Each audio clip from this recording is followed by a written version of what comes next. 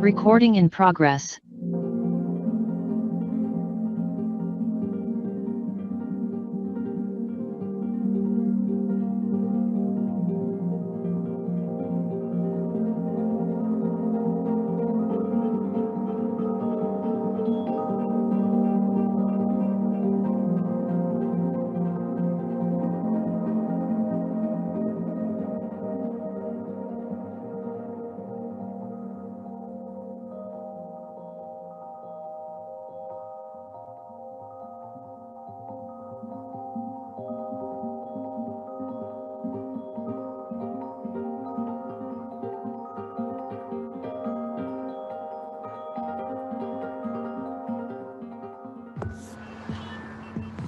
What do you see when you imagine the future?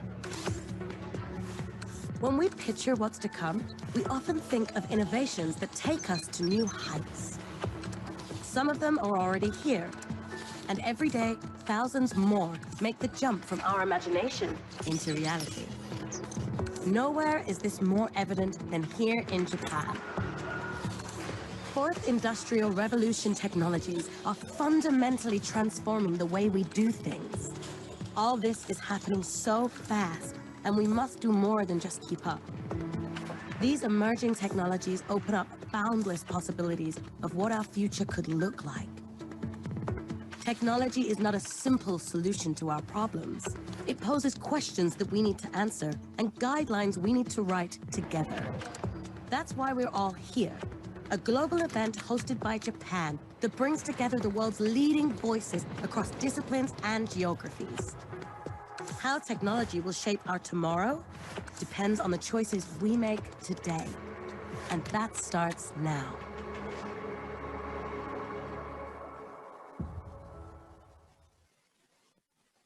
Hello, it's my pleasure to welcome everyone to this Spotlight session, Shaping the Future of Artificial Intelligence.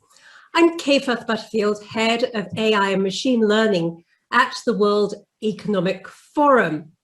You know, AI is appearing in many aspects of our lives and has huge potential benefit for our world, but risks too.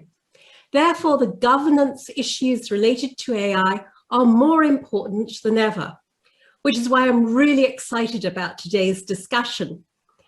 In an effort to accelerate good AI governance, here at the forum, we recently launched the Global AI Action Alliance, which I'm sure one of our panelists, Vilas Dar, who's one of the co-chairs, will mention today.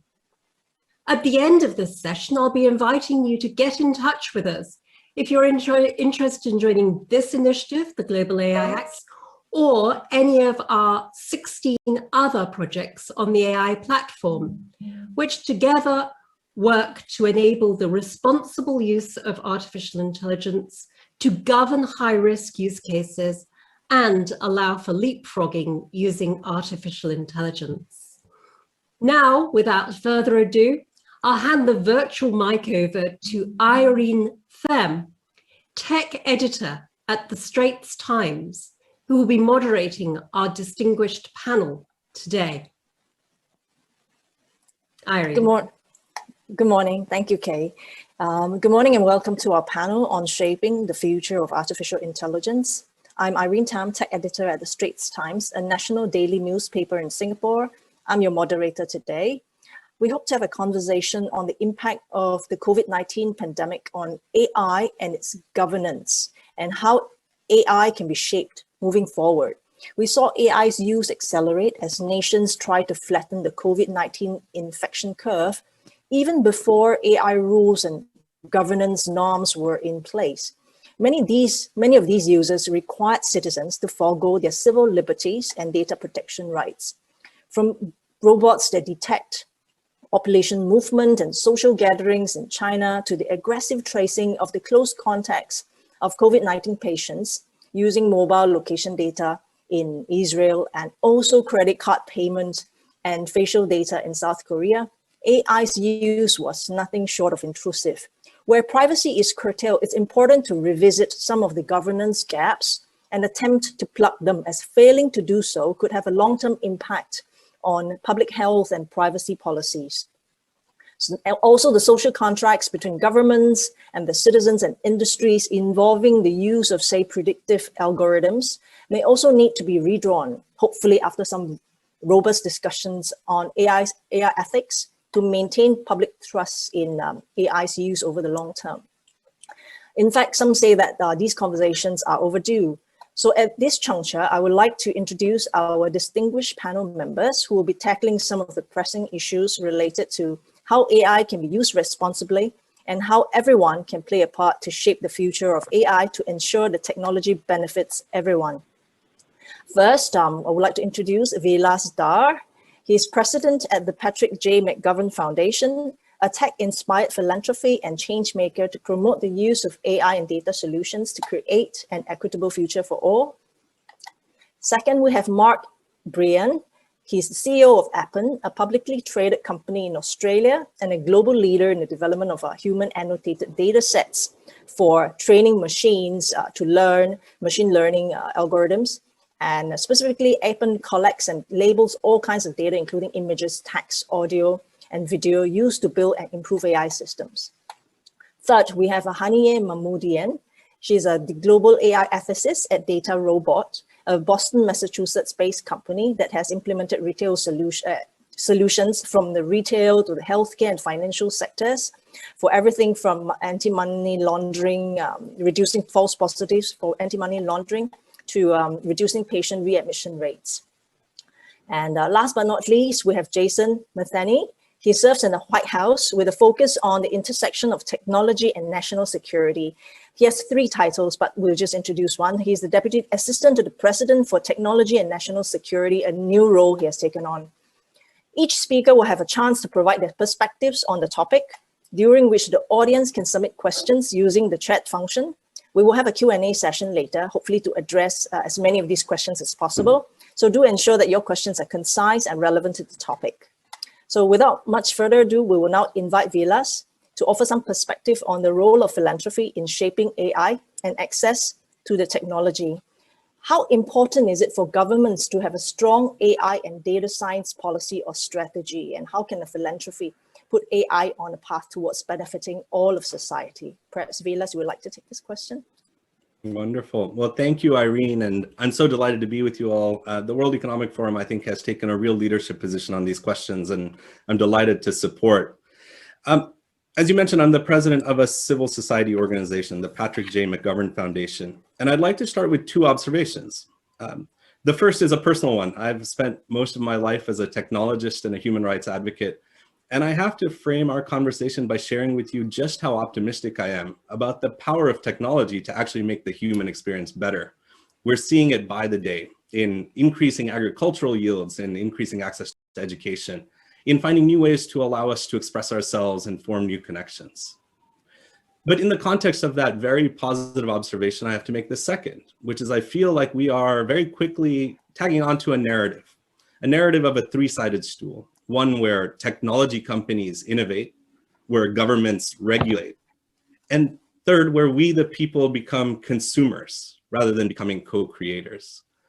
Now, coming from civil society, and to speak to your question, Irene, I think the fundamental problem is not so much that any of those single characterizations are wrong, although I would say they are, but rather that what has broken down is a more fundamental social compact, one that doesn't put technology at the center, but rather moves us to a place where we put individual interests and our collective interests at the center of the model. I think if we can get to that place where governments move to understanding first what their citizens' interests are and how they should be expressed, and regulate prospectively, trying to increase innovation in the kinds of tools that actually lead to a better future, where technology companies treat consumers as participants in the creation and design of these technologies, and where the individuals have a real voice, both individually and through civil society, that can lead to a much more fundamental and new social compact for the AI age. So I'm really excited for the launch of the Global AI Action Alliance. One of the core tenets of launching this program is to say, let's bring all of these actors together in one inclusive environment where the question can go from how do we think about building responsible and ethical AI to one where we think about what does a responsible and ethical society look like when AI enables an entirely new form of economic, social, and political value.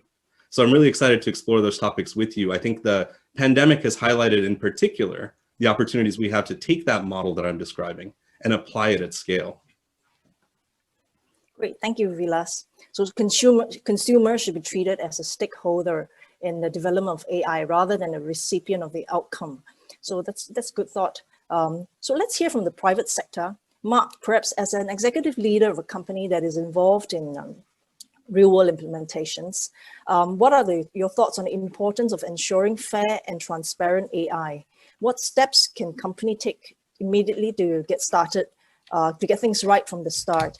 And if data is the starting point for training machines, what are the important considerations for data sets? Yeah, thank you, Irene, and thank you, everybody. It's a pleasure to be here, and it's a pleasure to be part of the conversation at the forum. Data is a really important consideration, and there's a few things that we look at to make sure that we're sourcing and providing data responsibly. So in short, the data becomes the AI. So if you have, for example, a biased data set, you're going to get a biased AI outcome. There's three areas that we look at when we look at data, and this builds on Vilas's comments about the role of the consumer. The first is data privacy. We make sure that we stay consistent, that we are consistent with all of the legislations around data privacy, that we seek consent for the data that we collect for people, etc. So it's important, and that we maintain those data that we collect. We maintain the security and the privacy of those throughout the use of that data. The second area is data bias, which is a topic that many people are familiar with in AI. Quite simply, if you're trying to build a speech recognition product that works for all people, you need to collect data that is representative of all people. For example, representative tones of voice, representative accents. For example, if you have a data set exclusively of male voices, it's not going to work. The resulting AI is not going to work as well for female voices. So it's important to have an unbiased data set. The other area, which is an area that gets some press, but perhaps not as much, is around the ethical sourcing of data. And this is not just a privacy issue, but the treatment of the people that prepare the data. We rely on a global crowd of over 1 million people to collect and label the data. And we have developed over time our own crowd of ethics that makes sure that we're paying people correctly, that we're being inclusive, that we're communicating well to the crowd, etc. Now, there are some legislations in this area. As we know, there's things like GDPR for data privacy. There's ISO standards 27001 for security and protection of data. There are modern slavery legislations that ensure that people in every part of the value chain are treated fairly. But there are also some challenges. To Vilas's point about the role of the consumer, there's a certain tension in that. First of all, data privacy legislation varies by jurisdiction.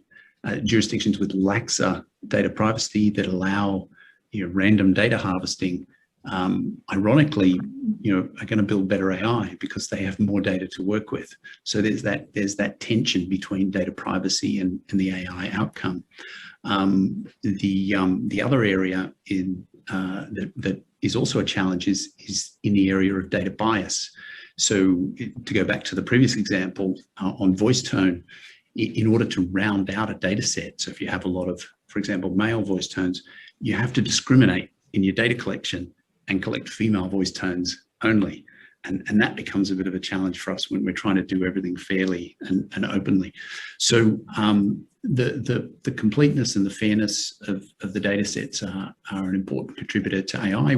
We do a number of things at Appen that supports those things, but there's work to be done in this area because it's very inconsistent across the globe and across jurisdictions. Thank you, Mark. Okay, now we turn to Jason for Government Voice. You serve as Commissioner on the Pentagon House National Security Commissions on Artificial Intelligence. And the Commission's recommended last month several changes to the national AI policy that you will now help oversee at the White House. So from your perspective, how can AI be used responsibly, perhaps with specific measures where possible? and also addressing the questions we asked earlier. How important is it for governments to have a strong AI and data science policy or strategy? Thanks, Irene. It's a pleasure to be here with so many friends who I know are in the audience and on this panel. And just as the history of AI is one of international collaboration, so will be its future. So there's two parts of AI where I think governments need to be especially mindful, and where the international community needs to be especially active. And that's first, advancing privacy-preserving AI, and second, advancing safe AI. On privacy, our global approach needs a revamp. In a recent survey of American attitudes towards AI, respondents' #1 concern was that AI-assisted surveillance would violate privacy and civil liberties. Europe has one of the most comprehensive approaches to privacy in the world, but in many cases, the regulations have left the same technical vulnerabilities to privacy that existed before. Fortunately, there are technical solutions. There are privacy-preserving AI methods, such as federated learning and differential privacy, that it can achieve both our privacy goals as well as our performance goals. And then further off, we have the prospect of fully homomorphic encryption, so that we can protect data while at rest, while in motion, and during processing. So one goal for us, both in the United States, but also I think internationally, is to ensure that our national and international standards for AI, such as those that are being developed under ISO SC42, are compatible with privacy-preserving methods. And I think we should work collaboratively in the international research community to refine those privacy-preserving methods so that we can achieve our privacy goals and our performance goals simultaneously. Safety is another area, both for national attention and for international collaboration. We don't yet have design principles to provide safety guarantees in AI. The United States supports both the OECD AI principles and the work of the Global Partnership on AI, both of which emphasize the importance of AI systems that are robust, that are secure, that are safe, but we need ways to reliably measure those properties. We don't have those methods currently.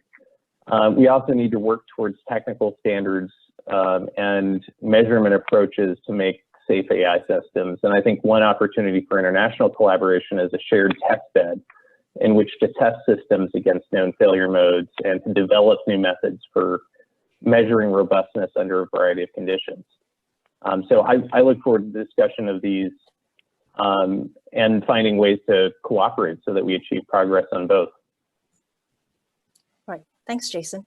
On the point you mentioned about international cooperation, this is a point which I will ask Haniye as well later on. Social norms vary from place to place. CCTV and robot surveillance may be accepted in one place and rejected in another. How do you and there is no one-size-fits-all solution. How do you ensure that these cooperation will achieve the objectives that will be beneficial to all the stakeholders as part of the cooperation efforts? Jason, perhaps you could take the question first, and then later I'll turn to Haniye to talk about maybe some of the overarching universal principles that that may apply and may work. Yeah, I mean, I think that we have first a variety of principles that almost every AI developer in almost every country on the planet are going to agree are important, and that we should aspire to have our AI systems embody robustness, guaranteeing that the system continues to operate within safe limits, assurance, so to establish that it can be analyzed and understood easily by human operators, specification, ensuring that its behavior aligns with the system designer's intentions. Those are all, I think, properties that not only developers aspire to, but also that citizens and policymakers aspire to. So I think actually there's enormous room for agreement on many of these principles. Okay, cool. Haniye, would you like to provide your perspective from how some companies have actually operationalized some of these universal ethical principles in their implementations? Sure, absolutely. So yeah, it's kind of like following up on what Jason was saying, that there are some processes that we can put in place that everyone can agree on. The way that we collect the data, there should be consent around it. As Mark was talking about the bias that can appear in the data, how we can address that, and putting tools and insights in place for the users to be able to kind of understand and recognize the problem, so they would be able to take action based on that. And also understanding, as you mentioned, these norms can be different. What we define in US as a protected class may not apply to other countries. So it's a matter of understanding what's the main goal and what the objective is for us. Whether if it's about fairness, for example, what is it that we are trying to achieve? I think we can have a common ground in that area and work on the details for each region separately. Right. On some of the technical metrics mentioned earlier, Jason touched on federated learning and ensuring that data at rest and data being processed is encrypted. There are also a couple of other measures, like being transparent about what data is used to train algorithms, and revealing if algorithms can generate consistent result across a diverse range of people and the margin of error, and revealing what the margin of error is. It will go a long way to build trust in AI. But are AI practitioners doing that today? Is it lacking? Are there improvements, areas which we can improve on? Anybody can take this question. Well, Mark, I'll jump in. Oh yeah, Vilas. Irene, I'll jump in. I like the question. I think you're right that AI practitioners are beginning to have these conversations about how we apply the technical elements to go back to the sourcing of data. But I might just suggest we should take one step further back. You asked a question about how regional or national differences in how we perceive acceptable norms should define our data collection processes, the ways that we deploy AI.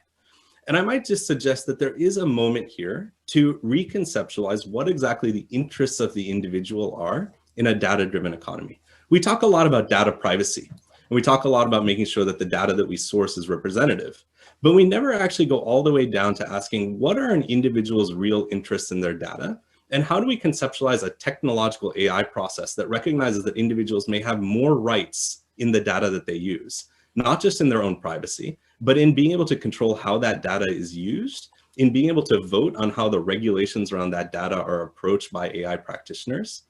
What we need is a conversation that starts from the interests and the vulnerabilities of the model, and then translates into how we build a responsible AI framework that integrates those interests. That conversation allows us to step a little bit out of the national frameworks that we're currently using.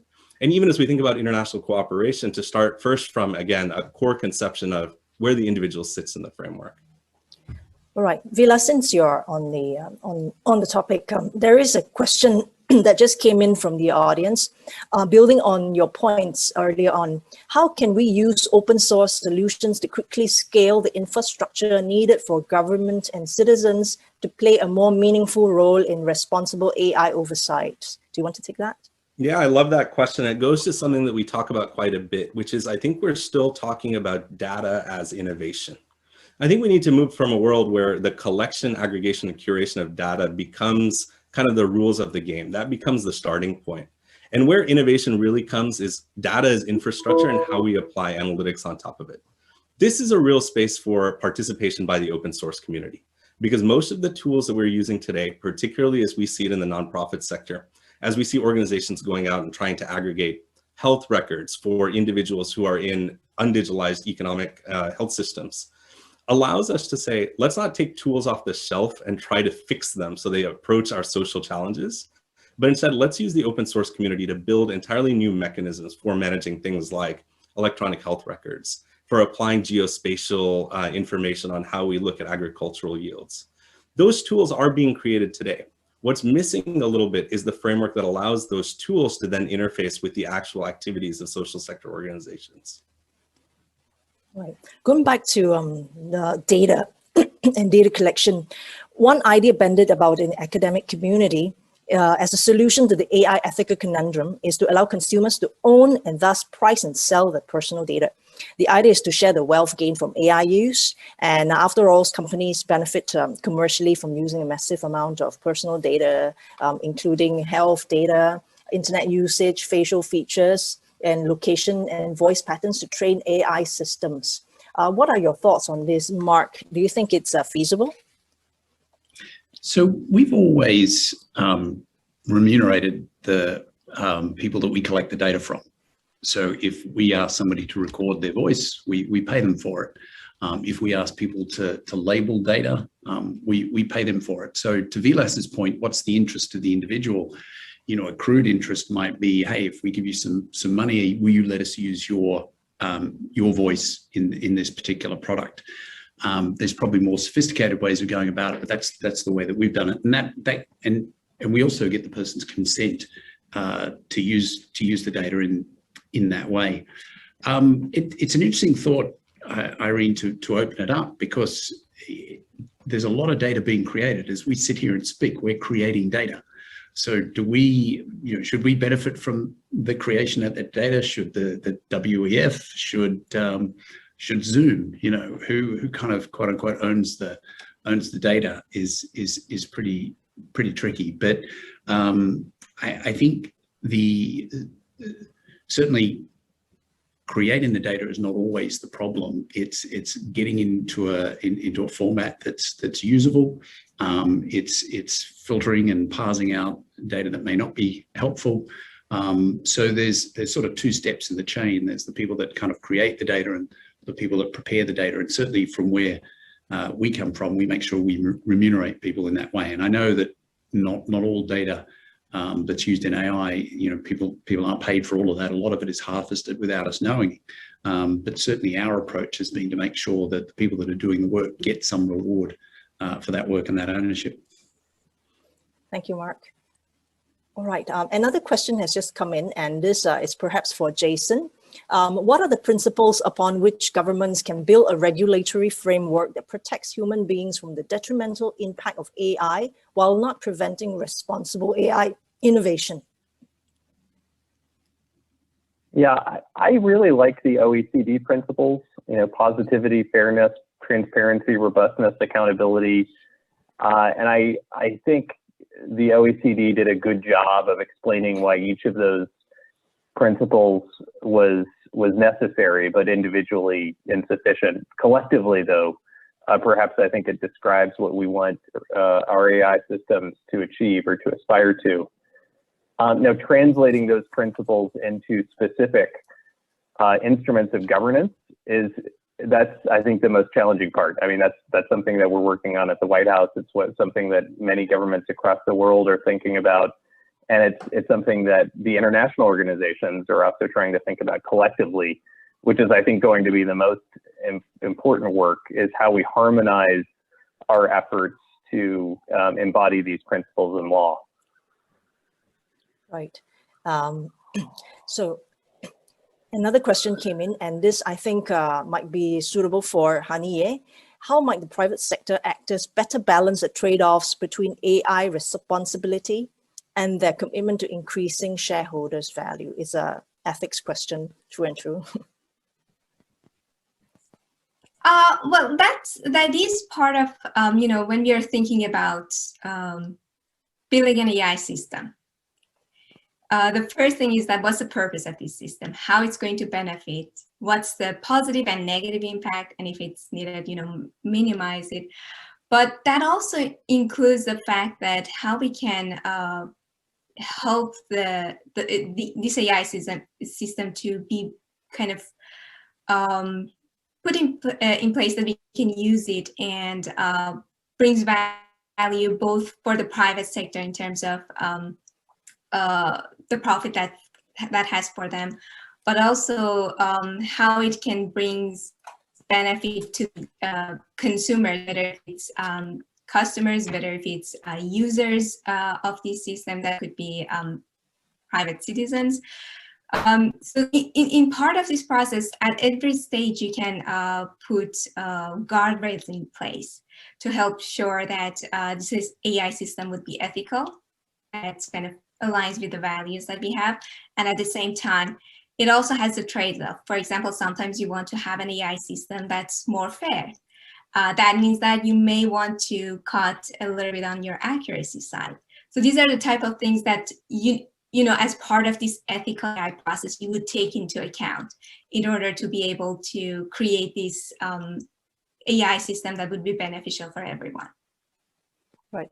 There is a counter view. Some have argued for legislation as the language in ethical frameworks are too general and they have not dealt into they don't have the necessary specificity required for the principles to be operationalized. Jason, you mentioned briefly about putting some of the practices into law. Some have argued for legislation. Is it too early to legislate? Some of these guidelines could create a false sense of security when the dangers of AI are in fact rampant. Do you have what are your views on legislation versus voluntary regulation? Yeah, I think the first step probably is coming up with technical standards that aim to be amenable to these principles. That is, making sure that our systems are capable of expressing, our technical standards are capable of expressing these principles. We wouldn't want, for example, to set technical standards for AI that are incompatible with privacy-preserving methods like federated learning. So I think as a first step, we should be making sure that the technical standards we develop through SC42 and through other standards bodies are compatible with the principles that we think are especially essential, such as privacy. That in itself is insufficient. That is, I mean, even if we achieve those standards, we'll still need to do more. But I think that is a really practical first step that we can aspire to, and it's something we are working on. It's just that we need more voices at the table from the technical community to be recognizing that these standards have enormous inertia. You know, they'll stay with these systems for years. So we need to bake in from the start a commitment to certain kinds of properties, such as privacy-preserving computing. Right. I think we have only time for one more question before I'll invite all the panelists to close with some comments. Okay, I think there's a lot of interest in expanded individuals' rights to data and its usage in AI. There's this question on international cooperation and how it can be realistically promoted when national and political ideologies, such as those promoting government control versus individual rights, are competing. Does anybody want to take this final question before we move to closing comments? That's quite a question for the few minutes we have left, but let me suggest that we have mechanisms by which we understand and normalize national interests around all kinds of things, right? Treaties and bilateral things. But the mechanism by which we come to a human consensus about the future is much more broad-based. And so I will suggest one, that civil society can really play this role. That civil society across countries and geographic regions often can find commonalities of interest that are based on long-term and global goals. I think of things like reaching our climate goals. These are activities which, despite all of the unique national approaches, have come together in some sort of global consortium of a goal that is something that is universally acceptable. We can do the same around things like an AI regime, but it does require new voices beyond simply government actors. And I think we have to figure out how to empower and lift up those parts of the ecosystem as well. Thank you, Vilas. Any more closing comments from the rest of the panelists before I hand the virtual mic over to Kay?